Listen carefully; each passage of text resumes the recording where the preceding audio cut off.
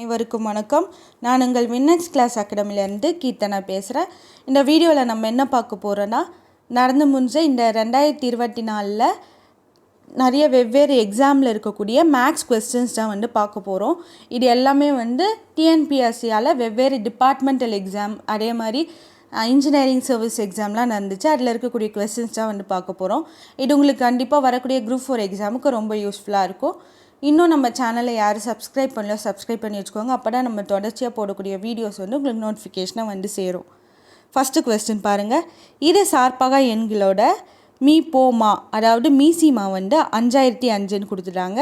Next இரு சார்பகா எண்களில் ஒரு எண்ணோட மதிப்பு 65 அப்படின்ட்டாங்க. இன்னொரு எண் என்னன்னு கேட்குறாங்க. அப்போ என்ன கண்டிஷன் கொடுத்துருக்குறாங்க அப்படின்னா, 2 சார்பகா எண்கள் இருக்குது. அப்போ ஃபஸ்ட்டு என்னென்னா சார்பகா எண்கள்னால் என்னன்னு பார்க்கணும். சார்பகா எண்கள்னால் என்னென்னா அதோட HCF, அதாவது பொதுக்காரணி 1 இருக்கும். அப்போ இப்போ எக்ஸாம்பிள் 11, 19 எடுத்துக்கோங்களேன். இது ரெண்டுத்துக்கும் என்ன பொதுவான காரணி இருக்குங்களா? இல்லை. அப்போ இதோட HCF எப்படி இருக்கும், அதாவது மீ போ வா எப்படி இருக்கும், 1 இருக்கும். அதான் இது சார்பகா எண்களோட மீ போவா 1 இருக்கும். இரு எண்களோட மீசிமா கொடுத்துட்டாங்க. அதுக்கப்புறமா என்ன கொடுத்துருக்குறாங்கன்னா, நம்மளுக்கு மீ போவா கொடுக்கல. அதை எப்படி கொடுத்துருக்குறாங்க, இரு சார்பகா எண்கள் கொடுத்துருக்குறாங்க. அப்போ அந்த சார்பகா எண்களை வச்சு நம்ம என்ன கண்டுபிடிச்சிட்டோம், அதோட வேல்யூ 1. எல்லா சார்பகா எண்களுக்கும் எப்படி இருக்கும் மதிப்பு, HCF 1 தான் இருக்கும். ஒரு எண் கொடுத்துட்டாங்க, மற்றொரு எண் என்னன்னு கேட்குறாங்க. அப்போ இதுக்கான ஃபார்முலா என்ன அப்படின்னா, LCM into HCF equal to என்னன்னா ஒரு எண் இன்ட்டு மற்றொரு எண். அதாவது ஒரு எக்ஸோட வேல்யூ, ஒரு எண்ணை எக்ஸ்ன்னு எடுத்துக்கலாம், இன்னொரு எண் ஒய் அப்படி. அப்போ இதுதான் நம்மளோட ஃபார்முலா. அப்போ என்ன பண்ணலான்னா இல்லை சப்ஸ்டியூட் பண்ணலாம். அப்போ எல்சிஎம்மோட வேல்யூ என்னது, மீ போமா 5005 கொடுத்துருக்குறாங்க. அப்போ இரு சார்பகா எண்களோட HCF எப்படி இருக்கும், 1 தான் இருக்கும். ஈக்குவல் டு ஒரு எண், எக்ஸோட வேல்யூ நம்ம 65ன்னு வச்சுக்கலாம். அப்போ நம்ம என்ன கண்டுபிடிக்கணும்னா ஒய் தான் கண்டுபிடிக்கணும்.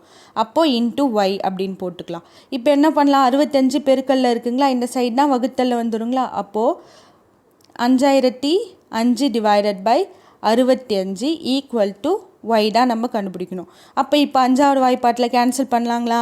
கேன்சல் பண்ணால் என்ன வரும், நம்மளுக்கு இங்கே 13 வரும். இங்கே 1 0 0 1 வரும். இப்போ நம்ம கண்டிப்பாக என்ன பண்ண முடியும், 13வது வாய்ப்பாட்டில் தான் கேன்சல் பண்ண முடியும். அப்போ 13 இன்ட்டு 7 எவ்வளோ அப்படின்னு பார்க்கலாம். 13 இன்ட்டு 7 எவ்வளோனா 91. அப்போ 91 போட்டோங்கன்னா என்ன வரும், நம்மளுக்கு 7, மிச்சம் நம்மளுக்கு 91 இருக்கும். அப்போ 91 7. அப்போது ஒய்யோட வேல்யூ என்ன அப்படின்னா 77 தான் இதுக்கான கரெக்டான ஆன்சர். அடுத்த கேள்வி, HCF அதாவது மீ போ வா என்னன்னு கேட்குறாங்க. இது மாதிரி கொடுத்துட்டாங்க.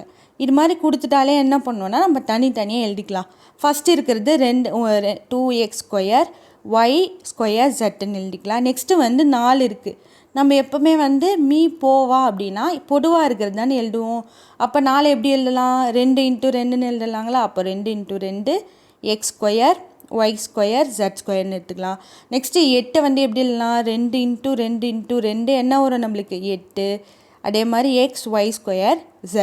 இப்போ என்ன பண்ணலான்னா எது பொதுவாக இருக்கோ எடுத்துக்கலாம். ஃபஸ்ட்டு நம்பர் பார்க்கலாம். நம்பரில் என்ன பொதுவாக இருக்குது, 2 மட்டும்னா எல்லாத்துலேயும் பொதுவாக இருக்குது. ஓகேங்களா. அப்போ 2 ஃபஸ்ட்டு நம்ம வெளியே எடுத்துக்கலாம். அதுக்கப்புறமா இதெல்லாம் நம்ம எடுக்க முடியாது. ஏன்னா இங்கே நம்மளுக்கு என்ன இல்லை, வேறு மதிப்பு இல்லை, வெறும் 2 மட்டும்தான் பொதுவானது எடுக்கணும் நம்ம. நெக்ஸ்ட்டு இங்கே பாருங்கள் x² இருக்குது, இங்கே எக்ஸ் இருக்குது. அதுக்கப்புறமா இங்கே 2 x², இங்கே எக்ஸ் இருக்குது. அப்போ என்ன பண்ணலாம், பொதுவானது x⁻1 தானே. அப்போ எக்ஸ் வெளியே எடுத்துக்கலாம். நெக்ஸ்ட் இங்கே பாருங்கள் y² இருக்குது. அப்போ y² நம்ம பொதுவாக இருக்குது, y² எடுத்துக்கலாம். நெக்ஸ்ட்டு z பாருங்கள், z வேல்யூ எப்படி இருக்குது, இங்கே y ஒன்றுமே மேலே இல்லைன்னா 1 இருக்கிறது அர்த்தம். z⁻1 z² z⁻1. அப்போ எது இதில் சின்னது, z⁻1. அப்போது இதுக்கான ஆன்சர் என்ன அப்படின்னா 2xy² zனா இதுக்கான கரெக்டான ஆன்சர். மீ போவா அப்படின்னா பொதுவாக இருக்கக்கூடிய வகுட்டிகள் தான் நம்ம எடுக்கணும். நெக்ஸ்ட்டு சுண்ணாம்பு கட்டியில் கால்சியம், கார்பன், ஆக்சிஜனோட மதிப்பு ரேஷியோவில் கொடுத்துருக்குறாங்க 10:3:12 அப்படின்னு சொல்லிட்டு. இதில் கார்பனோட சதவீதத்தை என்னன்னு கேட்குறாங்க. அப்போ ஃபஸ்ட்டு என்ன பண்ணோம் அப்படின்னா எப்போவுமே நம்ம சதவீதம் கண்டுபிடிக்கணும் அப்படின்னா இன்ட்டு நம்ம 100 போடுவாங்களா. ஓகே, ஃபஸ்ட்டு வந்து கீழே என்ன பண்ணணும் அப்படின்னா மொத்தம் எவ்வளோ இருக்கோ அது எல்லாத்தையும் வந்து ஆட் பண்ணி போடணும். அப்போ 10 × 3 × 12. அப்போ இது எல்லாத்தையும் ஆட் பண்ணோம்னா நம்மளுக்கு என்ன ஆன்சர் வரும், நம்மளுக்கு 25 கீழே போட்டுரும். இப்போ மேலே என்ன போடணும் அப்படின்னா எது நம்ம கண்டுபிடிக்கிறோமோ அதோட ரேஷியோ போடணும். அப்போ கார்பன் நம்ம கண்டுபிடிக்கணும். அப்போ கார்பனோட ரேஷியோ என்னது 3. அப்போ இதை நம்ம கேன்சல் பண்ணலாங்களா. அப்போ 25வது டேபிளில் கேன்சல் பண்ணோம்னா 4 டைம்ஸ். அப்போது 3 × 4 12. அப்போ 12% தான் வந்து இதுக்கான கரெக்டான ஆன்சர். அடுத்த கேள்வி வந்து ரொம்ப இம்பார்ட்டண்டானது. ரீசெண்ட் டைம்ஸில் ஒரு 3-4 கொஸ்டின் பேப்பரில் வந்து ரிப்பீட்டடாக இந்த மாதிரி கொஸ்டின் கேட்டுக்கிறாங்க. என்ன கொஸ்டின் அப்படின்னா 900 பாய்ஸும் 600 கேர்ள்ஸும் வந்து ஒரு எக்ஸாமில் வந்து அப்பியர் ஆகிறாங்க, ஒரு எக்ஸாமுக்கு எழுதுகிறாங்க. அதில் வந்து 70% மாணவர்களும் 85% மாணவிகளும் வந்து தேர்ச்சி பெறாங்க. 70% பாய்ஸும் 85% கேர்ள்ஸும் வந்து பாஸ் பண்ணுறாங்க. அப்போனா டோட்டலாக யார் வந்து பாஸ் பண்ணலை, அப்போது இங்கே என்ன கேட்குறாங்கன்னு முக்கியம். தேர்ச்சி பெறாத மாணவிகளோட சதவீதம் என்னன்னு கேட்குறாங்க. அப்போது இது என்ன எப்படி நம்ம கண்டுபிடிக்கலாம் அப்படின்னா நம்ம தேர்ச்சி பெற்றோரோட எண்ணிக்கை வந்து கண்டுபிடிச்சிட்டு மொத்தம் வந்து என்ன பண்ணலாம், இதிலேருந்து நம்ம கழிச்சிக்கலாம். ஃபஸ்ட்டு வந்து எவ்வளோ மொத்தம் மாணவிகள் இருக்கிறாங்க அப்படின்றது இது ரெண்டுத்தையும் ஆட் பண்ணலாங்களா. அப்போ 900 + 600 900 + 600 என்ன வரும் நம்மளுக்கு 1500 மாணவர்கள் இருக்கிறாங்க. ஓகேங்களா. அந்த ஸ்கூலில் எக்ஸாம் எழுதினவங்க 1500 பேர். இதில் வந்து ஃபஸ்ட்டு என்ன பண்ணணுன்னா பாய்ஸோட சதவீதத்தையும் கேர்ள்ஸோட சதவீதத்தையும் தனித்தனியாக நம்ம போட்டுக்கலாம். பாய்ஸோட சதவீதம் எப்படி இருக்குது, 900 பேருக்கு 85% பாஸ் ஆனாங்க அப்படின்னா 70% அப்படின்னா 70/100 அப்படின்னு போடணும். ப்ளஸ் மொத்தம் பேர் தானே கேட்டுருக்குறாங்க. அப்போ ப்ளஸ் கேர்ள்ஸில் எத்தனை பேர் 600 பேரில் இன்ட்டு 85/100 அப்படின்னு போடலாம். ஓகேங்களா. இப்போ 2 0 இங்கே 2 0 கேன்சல் பண்ணலாம், இங்கே 2 0 இங்கே 2 0 கேன்சல் பண்ணலாங்களா. ஓகே, இப்போ கேன்சல் பண்ணிட்டோன்னா மிச்சம் என்னென்ன வேல்யூஸ் இருக்கோ அது எல்லாம் எடுத்து போட்டுடலாம். நம்ம என்னென்ன வேல்யூஸ் நம்மளுக்கு கொடுத்துருக்குறாங்க, 9 × 7 என்ன வரும் நம்மளுக்கு 63ங்களா. அப்போது 6 என்ன வரும் நம்மளுக்கு 9 × 7 63, ஒரு 0 இருக்குது, அதனால் 630ங்களா. நெக்ஸ்ட்டு வந்து நம்ம இந்த 6 × 85 நம்ம போடலாம். 85 × 6 என்னென்னு 03A. நெக்ஸ்ட்டு வந்து இது என்ன வரும் நம்மளுக்கு 48 49 50 51 510 பேர். ஓகேங்களா. அப்போ பாய்ஸில் வந்து 630 பேரும் கேர்ள்ஸில் வந்து 510 பேரும் தேர்ச்சி பெற்றுருக்குறாங்க. அப்போ இது ரெண்டுத்தையும் நம்ம ஆட் பண்ணிக்கலாம். அப்போ 630 + 510 இது ரெண்டுத்தையும் ஆட் பண்ணால் என்ன வரும் நம்மளுக்கு ஆன்சரு 411. அப்போது தேர்ச்சி பெற்றோர் இவ்வளோ பேர். தேர்ச்சி பெறாதவர்கள் எவ்வளோ பேருன்னு கேட்டாங்கன்னா 1500ல் இது மைனஸ் பண்ணலாம். அப்போ இதை மைனஸ் பண்ணோம்னா என்ன வரும் நம்மளுக்கு 0. நெக்ஸ்ட் இங்கே 6 இங்கே 3. அப்போது மொத்தம் வந்து 360 பேர் வந்து தேர்ச்சி பெறவில்லை. அப்போது இதுக்கு சதவீதம் கண்டுபிடிக்கணும். அப்போ சதவீதம் எப்படி கண்டுபிடிக்கலாம், அதே மாதிரி இன்ட்டு 100 போட்டுடணும். கீழே வந்து என்ன பண்ணோம், மொத்தம் மாணவர்கள் எவ்வளோ பேர் அட்டன் பண்ணாங்க அப்படின்னா 1500 பேர் அட்டன் பண்ணாங்க. நெக்ஸ்ட்டு வந்து 360 பேர் வந்து நான் பண்ணல, தேர்ச்சி பெறலை. அப்போ ஒரு 0 ஒரு 0 இங்கே ஒரு 0 ஒரு 0 கேன்சல் பண்ணலாங்களா. ஓகே, அடுத்து வந்து எந்த டேபிளில் கேன்சல் பண்ணலாம், 5வது வாய்ப்பாட்டில் கேன்சல் பண்ணோம்னா 2 டைமு. இது வந்து என்னது 3 டைமு. நெக்ஸ்ட் வந்து நம்ம 12வது வாய்ப்பாட்டில் 3வது வாய்ப்பாட்டில் கேன்சல் பண்ணோம்னா 12 டைம். அப்போது 12 × 2 24. அப்போது 24% வந்து என்ன பண்ணலை, பாஸ் பண்ணலை. அடுத்த கேள்வி, சமமான சுற்றளவுடைய எல்லா வகையான முக்கோணத்திலும் அதிகமான பரப்பளவுடைய முக்கோணம் எது அப்படின்னு கேட்குறாங்க. அப்போ என்ன சொல்கிறாங்கன்னா எல்லாத்துலேயுமே வந்து சமமான சுற்றளவு இருக்கும்.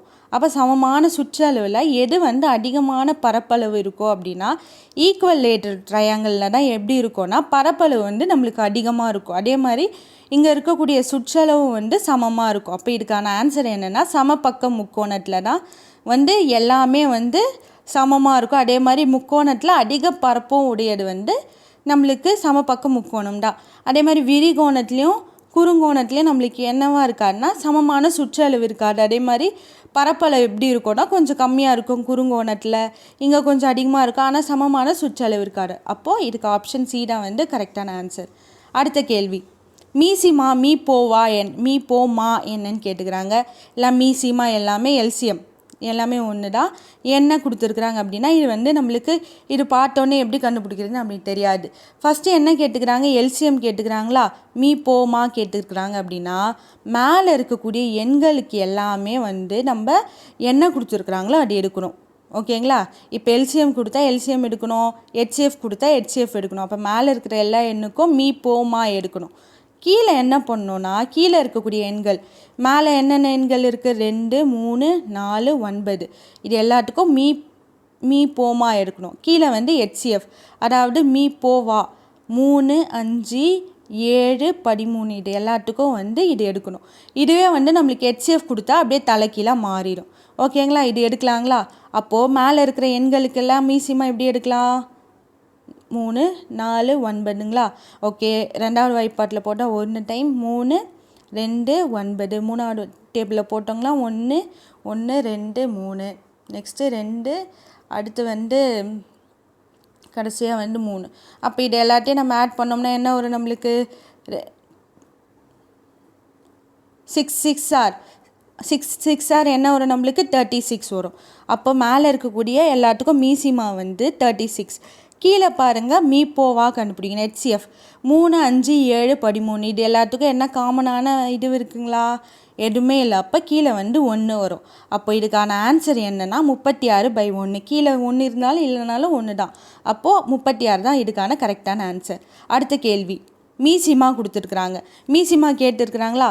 அப்போது இதுக்கு முன்னாடி நம்ம ஒரு கொஸ்டின் பார்த்தோம், மீ போவானா இதில் இருக்கக்கூடிய பொதுவான வகுட்டி தான் வந்து நம்ம எடுத்து எழுதணும். இந்த சம்மில் பார்த்தோம் நம்ம. ஓகேங்களா?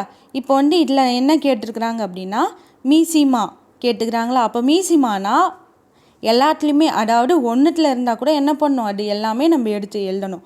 அப்போ 16 12 8க்கு வந்து நம்ம மீசிமா எடுக்கலாம். அப்போ 16 12 8க்கு மீசிமா எடுத்தோம்னா நாலாவது வாய்ப்பாட்டில் எடுத்தால் என்ன ஒரு 4 3 2, திருப்பியும் 2 டேபிளில் எடுத்தோம்னா 2 டைம்ஸு 3 1 வருங்களா? திருப்பி 2 டேபிள் எடுத்தோன்னா 1 3 1, அகெயின் வந்து 3 டேபிள்னா 1 1 1. அப்போ இது எல்லாத்தையும் நம்ம மல்டிப்ளை பண்ணோம்னா என்ன வரும் நம்மளுக்கு ஆன்சரு, 48 வரும். அப்போ 48 போட்டுக்கலாம். நெக்ஸ்ட்டு பாருங்கள், குறி பாருங்கள், இங்கே ப்ளஸ் இருக்குது, இங்கே மைனஸ், இங்கே ப்ளஸ் இருக்குது. எல்லாத்துலேயுமே என்ன இருக்கோ அதுதான் நம்ம எடுத்து எழுதணும். அப்போ இதில் என்ன இருக்குது நம்மளுக்கு, ப்ளஸ்ஸும் இருக்குது மைனஸும் இருக்குது. ஆனால் மைனஸ் இருக்குங்களா, அப்போ மைனஸும் நம்ம போட்டுக்கணும். ஓகேங்களா? ஏன்னா மீ போமா அப்படின்னா மடங்கு, இதில் என்னென்ன இருக்கோ அது எல்லாமே நம்ம எடுத்து எழுதணும். அடுத்த கேள்வி வந்து என்ன கொடுத்துருக்குறாங்க, அடுத்து எம் பாருங்கள், எது வந்து பெரிய நம்பர் அப்படின்னு பாருங்கள், எம் கொடுத்துருக்குறாங்க, எம்² கொடுத்துருக்குறாங்க. அடுத்ததில் இல்லை, அப்போது நம்மளுக்கு எது இருக்குது, m² தான் வந்து இருக்குது. அப்போ m² போட்டுக்கலாம். நெக்ஸ்ட்டு இங்கே n இல்லை, இங்கே n² இருக்குது. அப்போது எண்ணில் வந்து எது பெரிய வேல்யூ நம்மளுக்கு, n² தான். எல்சிஎம்மை பொறுத்த வரைக்கும் இங்கே என்னென்ன வேல்யூ இருக்கோ அதோட மடங்கு, அதாவது பெரிய நம்பர் எதுவோ அது எல்லாமே நம்ம எடுத்து போடணும். அப்போ இதுக்கான கரெக்டான ஆன்சர் என்னென்னா -48 m²n² தான் வந்து இதுக்கான கரெக்டான ஆன்சர். இதுவே வந்து ஹெச்சிஎஃப்னா, ஹெச்சிஎஃப் இந்த சம்முக்கு பார்க்கலாங்களா, ஹெச்சிஎஃப் என்ன வரும் அப்படின்னு சொல்லிட்டு. ஓகே, ஏன்னா நம்மளுக்கு பார்த்தா வந்து கொஞ்சம் புரியும். 16m - 12 m² n², இது வந்து எல்சிஎம். ஹெச்சிஎஃப் பார்க்கலாம், 8 n².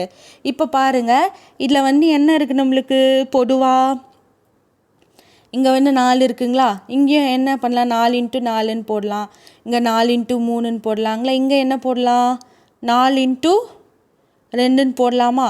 அப்போ இது எல்லாத்துலேயுமே நம்மளுக்கு என்ன இருக்குது, 4 காமனாக இருக்குது, 4 மட்டும் வெளியே எடுக்கலாம்.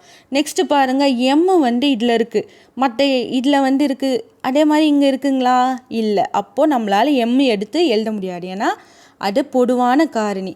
அதுக்கப்புறமா என் பாருங்கள், இங்கே இல்லை, இங்கே நம்மளுக்கு இருக்குது, அதே மாதிரி இங்கே இருக்குது.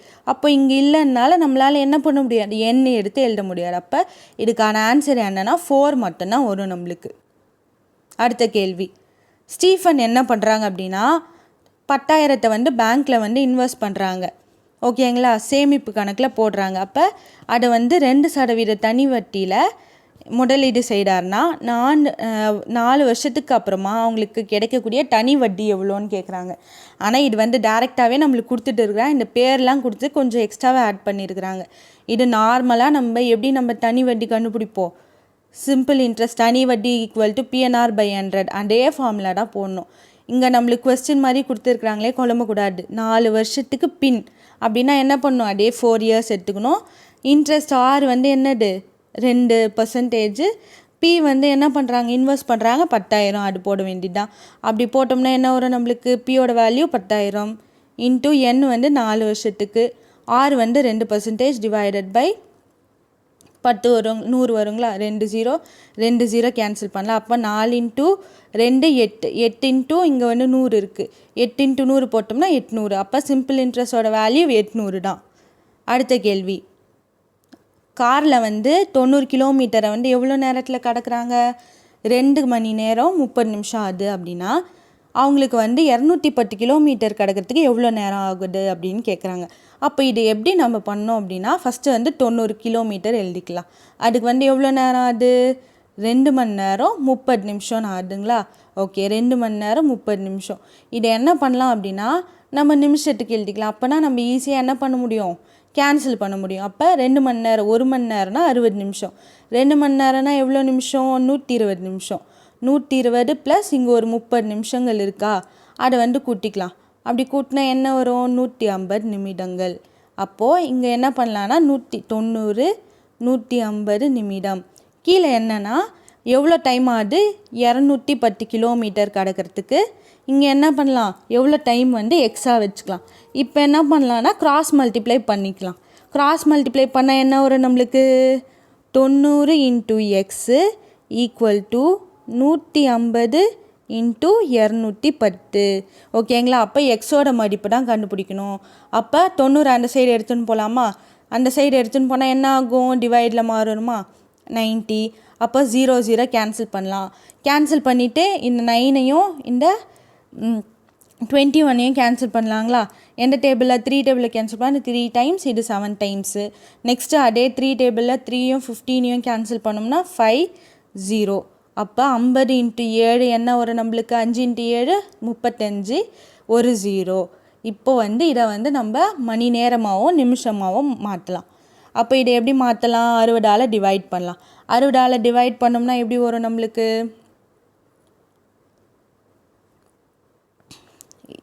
6 × 5 வந்து என்ன வரும் நம்மளுக்கு, 300 வருங்களா.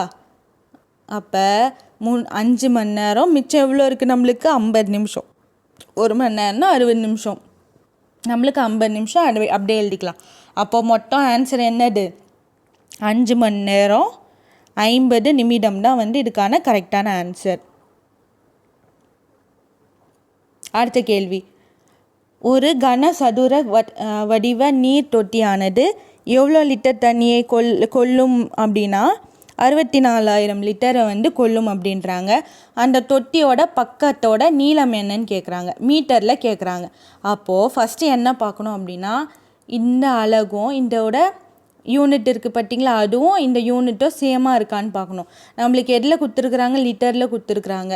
64,000 லிட்டருன்னு கொடுத்துருக்குறாங்க. ஆனால் வந்து நம்மளுக்கு என்ன கொஸ்டின் கேட்குறாங்க, மீட்டரில் கேட்குறாங்க. அப்போ நம்ம மீட்டரில் ஃபஸ்ட்டு கன்வெர்ட் பண்ணணும். அப்போது இந்த லிட்டரை வந்து நம்ம மீட்டராக கன்வெர்ட் பண்ணுறதுக்கு என்ன பண்ணலாம் அப்படின்னா, டிவைடட் பை 1000 போடலாம். அப்படி 1000 போட்டோம்னா 3 0 கேன்சல் ஆகிடுங்களா. அப்போ வெறும் 64 மட்டும் வரும். அப்போ இதை வச்சு நம்ம என்ன பண்ணலாம், ஒரு பக்கத்தோட நீளம் எவ்வளோ அப்படின்னு கண்டுபிடிக்கலாம். அப்போ மீட்டர் நம்மளுக்கு கிடச்சிச்சு. ஓகேங்களா. மொத்தம் இது வந்து எவ்வளோ பிடிக்கும், 64 மீட்டர். நெக்ஸ்ட்டு என்ன பண்ணலாம், மீட்டர் ஸ்கொயர். நெக்ஸ்ட்டு என்ன பண்ணலாம் அப்படின்னா, இதோட ஃபார்முலா என்னது, a³ தான் வந்து இதுக்கான ஃபார்முலா. அப்போ வந்து a³ வந்து என்னது 64ங்களா. அப்போ ஏயோட வேல்யூ கண்டுபிடிக்கணுன்னா அந்த சைடு எடுத்துன்னு போனால் √64. அப்போ 64³ என்னது 4. அப்போது 4 × 4 × 4 என்ன வரும் நம்மளுக்கு, 64 வரும். அப்போது 4 மீட்டர் தான் வந்து இதுக்கான கரெக்டான ஆன்சர். ஒரு பக்கமும் வந்து 4 மீட்டரில் இருக்கும். 15 ஆண்கள் வந்து ஒரு வேலையை வந்து 40 நாட்களுக்குள்ளே முடிக்கிறாங்க அப்படின்னா 15 ஆண்டுகள் வந்து எக்ஸ்ட்ராவாக சேர்ந்தாங்கன்னா அந்த வேலையை வந்து எத்தனை நாட்களில் முடிப்பாங்க அப்படின்னு கேட்குறாங்க. அப்போ ஃபஸ்ட்டு வந்து 15 ஆண்கள் இருக்கிறாங்க, அவங்க 40 நாளில் முடிக்கிறாங்க. எக்ஸ்ட்ராவாக வந்து இந்த 15 பேர் கூட இன்னும் ஒரு 15 பேர் சேர்றாங்க. அப்போனா மொத்தம் இவ்வளோ 30 ஆண்கள். இவங்க வந்து எத்தனை நாட்களுக்குள்ளே வேலையை முடிப்பாங்க அப்படின்றத எக்ஸ்ட்ரா வச்சுக்கலாம். இப்போ வந்து நம்ம ஈக்குவேஷனை எழுதலாம். 15 ஆண்கள் இன்ட்டு 40 நாட்களில் முடிப்பாங்க ஈக்குவல் டு என்ன பண்ணோம், நம்ம 2 பேரும் சேர்ந்து, அதாவது 15 + 15 30 பேர் எத்தனை நாட்களில் முடிப்பாங்கன்றதை நம்ம எக்ஸாக வச்சுக்கலாம். ஓகேங்களா? இப்போது 30 வந்து இந்த சைடு எடுத்துன்னு வந்துடலாங்களா, டிவைடில் வருங்களா. அப்போ 15 × 40 / 30. அப்போ 0 0 கேன்சல் ஆகும். 3யும் 15 கேன்சல் பண்ணோம்னா 5 டைம். அப்போ 5 × 4 எக்ஸோட மதிப்பு என்னென்னா 20 நாட்களுக்குள்ளே அந்த வேலையை முடிப்பார்கள். அடுத்தது என்ன கொடுத்துருக்குறாங்கன்னா ஈனா 5, ஜீனா 7, அது மாதிரி ஏபிசிடி அப்படியே ஏனா 1, பீனா 2, அது மாதிரி டேரெக்டாகவே கொடுத்துருக்குறாங்க. அதே மாதிரி இங்கே வந்து எப்படி கொடுத்துருக்குறாங்கன்னா ஒரு நம்பர் விட்டு ஒரு நம்பர் கொடுத்துருக்குறாங்க. அப்போ 11க்கு அடுத்து என்ன வரும், நம்மளுக்கு ஒரு நம்பர் விட்டோன்னா 13 வரும். அப்போது KLM தான் வந்து அடுத்த இருக்கக்கூடிய அடுத்த எண். அப்போது M 13 தான் இதுக்கான கரெக்டான ஆன்சர். தனி வட்டி கேட்டுருக்குறாங்க. அப்போது தனி வட்டி டைரெக்டாக நம்மளுக்கு இது கொடுத்துட்டாங்க, தொகை கொடுத்துட்டாங்க.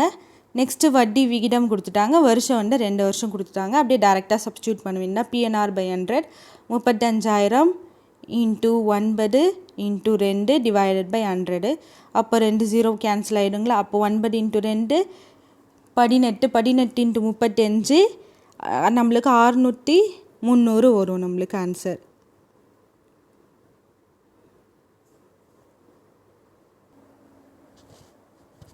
அடுத்த கேள்வி, HCFோட மதிப்பு கொடுத்துருக்குறாங்க. இது ரெண்டோட்டோட HCF என்ன அப்படின்னு கேட்குறாங்க. அப்போ ஃபஸ்ட்டு என்ன அப்படின்னா 144க்கும் 120க்கும் நம்ம HCF பொதுவான காரணி என்ன, மீப்போ வா என்ன அப்படின்னு கண்டுபிடிக்கலாம். அப்போ 144 120 இது ரெண்டுத்துக்கும் என்ன ஃபஸ்ட்டு வரும், 12 டேபிளில் போடலாங்களா. போட்டோம்னா 12 டைம்ஸு, இது 10 டைம்ஸ் வரும். நெக்ஸ்ட்டு நம்ம 2 டேபிளில் போட்டோம்னா இது 6 டைம்ஸ் வரும், இது வந்து 5 டைம்ஸ் வரும். அதுக்கப்புறமா இது ரெண்டுத்துக்கும் எந்த பொதுவான காரணி இல்லை. அப்போ இந்த 2 எண்களோட பொதுவான காரணி என்னென்னா 12 × 2 24.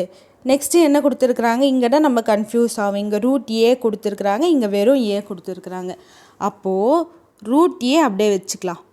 A வந்து நம்ம எப்படி எழுதலாம் அப்படின்னா √A × √A அப்படின்னு எழுதலாம். ஓகேங்களா? ஏன்னா இது நம்ம இப்போ இது ரெண்டுத்தையும் பெருக்கணும்னா √A த ஹோல் ஸ்கொயர் வரும்.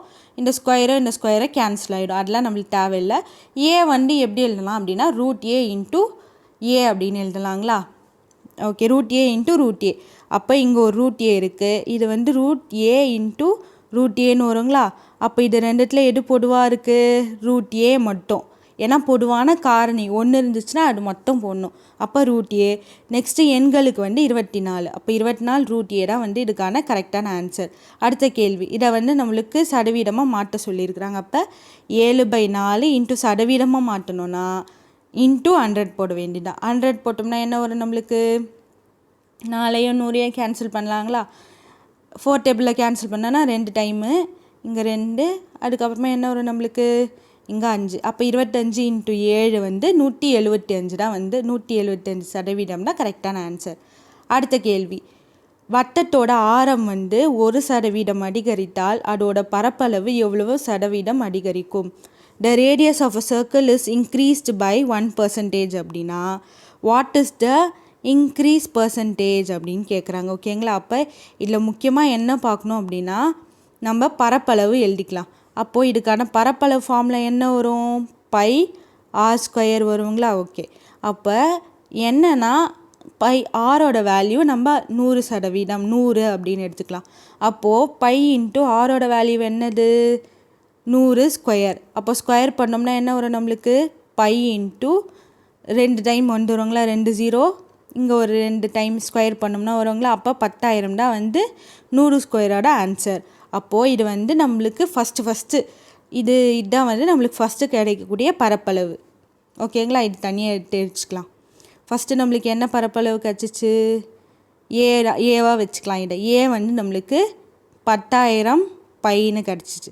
நெக்ஸ்ட்டு வந்து பியோட வேல்யூ, அதாவது புதுசாக வந்து பை ஆர் ஸ்கொயர், அதாவது ஆரோட வேல்யூ வந்து 1% அதிகரிக்கிறாங்க.